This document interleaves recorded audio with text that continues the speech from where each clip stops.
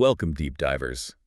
Today, we are plunging into something I think pretty much everyone can relate to. Oh, yeah. How to get more productive and maybe, finally, kick that habit, procrastination. Ah, the old enemy. Exactly. So our mission here is simple.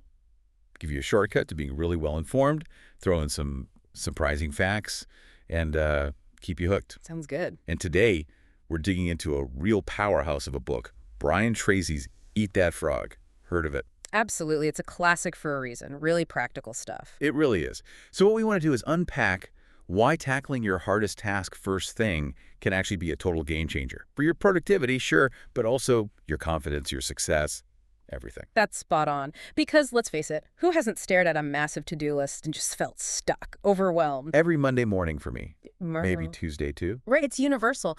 But what's great about Eat That Frog is it's not just talk. It gives you a real framework, actionable steps. Okay, good. Because we need actions. Exactly. It's about getting past just feeling busy and actually, making things happen. Real results for you.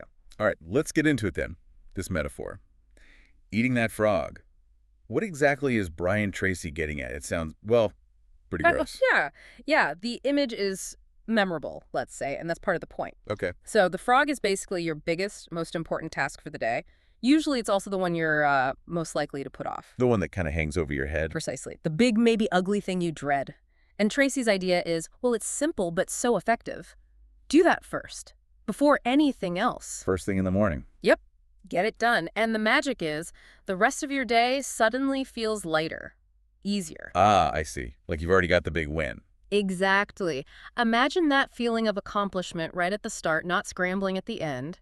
It clears your head, builds momentum. It really sets a positive tone. You're basically front-loading your success. I like that. Front-loading success. It makes sense, but it's so different from how most of us work. We tend to ease into the day, right? Put off the hard stuff. We absolutely do. It's human nature. So Tracy doesn't just leave us with the metaphor. He gives us practical steps, right? The how-to. Oh, yeah, definitely. It's a whole system, really, not just one trick. It's about building habits. Let's maybe walk through those key principles. There are 10 of them. Perfect. Let's do it. Where do we start? Okay, first step. Goal clarity. You absolutely have to know where you're going. Right. Before you pick a frog, you need to know why you're picking it. Exactly. Tracy really emphasizes taking the time, like actually scheduling time to write down what you want.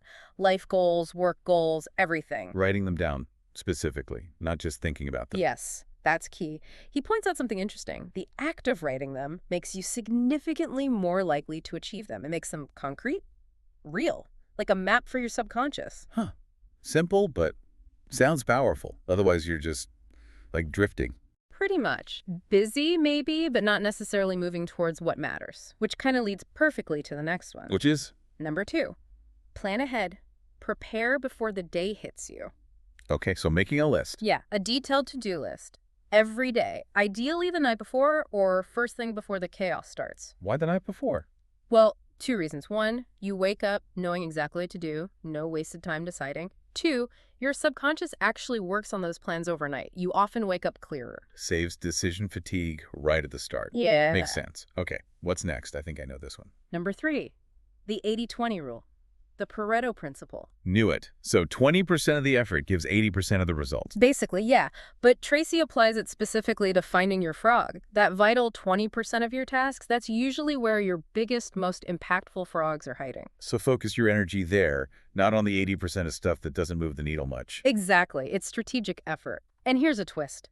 Sometimes 20% of your distractions cause 80% of your problems. So tackling those can be a frog too. Ooh, interesting point. Okay, so we know roughly what to focus on, but how do you sort through a long list and pick the actual frog, especially if there are a few big tasks? Great question. That brings us to principle 4, the ABCDE technique. This is super practical. Okay, break it down for us. A, B, C, D, E. Right. You categorize every task on your list. A is for most important. These are your must-dos. Serious consequences if they don't get done. These are your frogs. Got it. A frog. Pretty much. Then B tasks are important, should-dos. Mild consequences if you don't do them today, like returning a non-urgent call. Right. C tasks are nice to do, no real consequences like grabbing that extra coffee or reading an interesting article. Pleasant, but not vital. Right. D is for delegate. Can someone else do this? If yes, delegate it. Good one. Free up your time. And E is for eliminate. Just get rid of tasks that aren't necessary anymore, things you can just stop doing. Okay, A, D, C, D, E, that's clear. But what's the rule for using it? The absolute key rule, you always start with an A task. Your biggest, ugliest A task, your frog. And here's the kicker. Never do a B task if you still have an A task left. Oof. Strict. No sneaking in easy B tasks first. Nope. Discipline. That forces you to focus on what truly matters. It's ruthless, like you said, but effective. Okay, I see how that really sharpens the focus, which leads us right back to the main event. Exactly. Principle 5, the toughest task first. This is it. This is eating the frog. So you use 80-20 and A, B, C, D, E to find your A1 task, your biggest frog. And then you do it. First thing. No excuses, no delay. And the benefit isn't just getting it done. Right. It's the psychological win. Every time you do it, you're building that muscle, that habit of tackling hard things. It makes the next frog seem less scary. Plus, that burst of energy and relief is huge. The rest of the day just flows better. I can see that. Now, something many of us think helps us get more done, but maybe doesn't. Ah, yes. Principle 6, avoid multitasking. The big myth. It is a myth. We're not actually good at it. Nope. Not really. Our brains don't truly multitask. We just switch tasks really fast. And every switch costs time and mental energy. It's called context switching. So trying to juggle emails while on a call, while writing a report, bad idea. Terrible idea, actually. Leads to more mistakes, takes longer overall. The advice is clear. One task at a time, focus. Finish it, then move on. Give that frog your undivided attention. Okay, single tasking it is. But how do we make sure that single task is actually worthwhile, not just, busy work? Good point. That's principle 7. Focus on key areas. Be strategic, meaning only do work that directly helps you reach your big goals, your key results. Learn to tell the difference between just being busy and actually making progress. So constantly asking, does this really matter for my main objectives? Yes. And being willing to say no sometimes to things that don't align, that can be hard, but it's crucial. Definitely hard. Okay, what about the thing that helps and hinders us constantly? Technology. The double-edged sword. Principle 8. Technology as a tool, not a barrier. Use it, don't let it use you. Pretty much. It offers amazing tools, right? But also endless distractions. Social media, notifications, email rabbit holes. Guilty as charged. We all are. So Okay. the key is being mindful. Use the tools that help calendars, focus apps, but set boundaries. Turn off notifications. Schedule time for email. Don't live in it. Make tech serve your goals. Be the master, not the slave. Easier said than done sometimes. Okay, 2 more. How do we actually get started, that initial push? And inertia is tough. That's principle 9, cultivate urgency. Create urgency, even if there isn't a deadline. Yeah, develop a bias towards action. Stop delaying. Start now. A mental trick is to ask, if I had to do this in the next hour, how would I start? It cuts through the overthinking.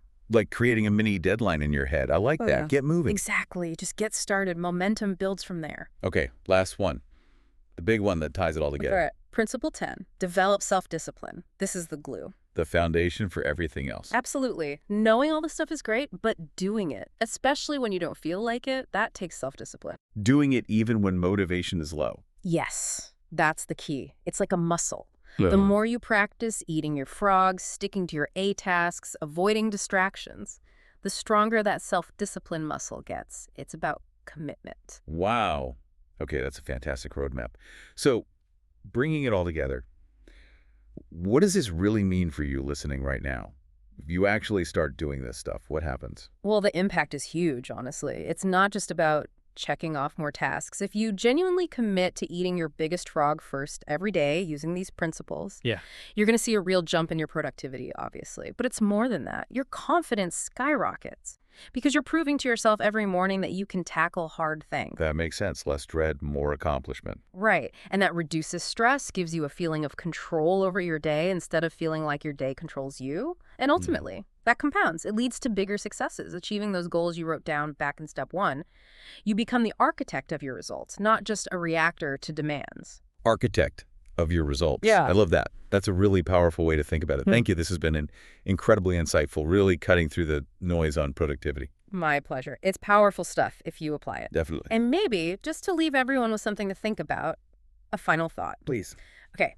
If your biggest frog is that one single task that, if you did it today, would have the biggest positive impact on your goals, on your whole day, what is that task for you right now? And what's really stopping you from doing it first? Ooh, that's a question to sit with. What is that task and what's stopping you? Fantastic. We really encourage you to think about that, apply these ideas, and maybe, just maybe, eat that frog tomorrow morning. Until next time, keep diving deep.